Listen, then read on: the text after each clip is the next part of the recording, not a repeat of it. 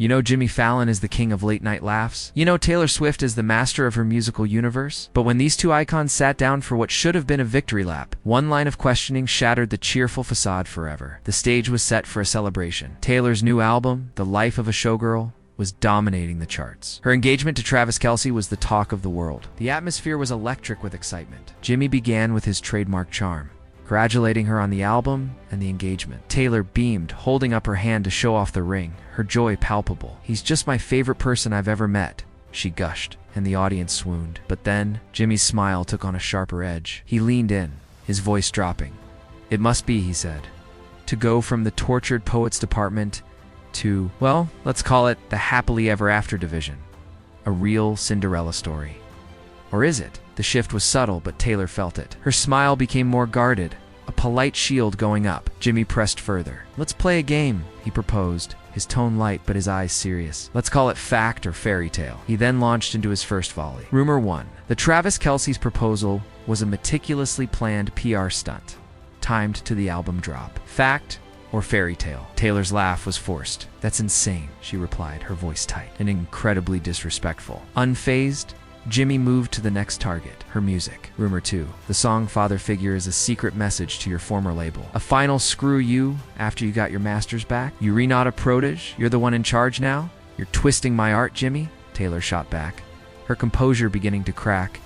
"And what about your protege, Sabrina Carpenter?" Jimmy continued, his words like darts. "Is she a genuine friend, or just a strategic ally to keep your brand relevant with a younger audience?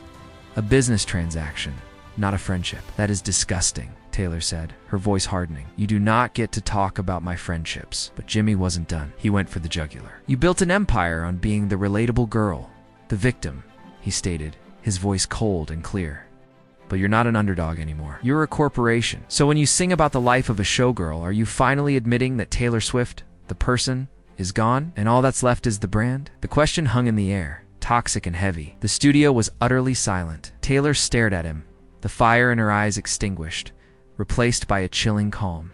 She slowly, deliberately, unclipped her microphone. "You have no idea what my life is," she said, her voice a low, steady whisper that carried to every corner of the room. "You sit here and you dissect my joy and turn it into poison." Jimmy tried to speak, but she cut him off. "No," she said, standing up. "You're not asking questions. You're building a narrative for clicks." She placed the microphone gently on the chair. "I don't perform for bullies." With those final, devastating words, Taylor Swift turned her back on Jimmy Fallon. Head held high, she walked off his stage, leaving him alone in a stunned silence, louder than any applause. So who was right? Was Taylor justified in defending her happiness and her art? Or did Jimmy Fallon finally ask the questions no one else dared to? The debate is raging online, and we want to hear where you stand. Scroll down and cast your vote in the comments. Was this a powerful stand against toxic media, or a celebrity unable to handle the spotlight? Tell us your truth.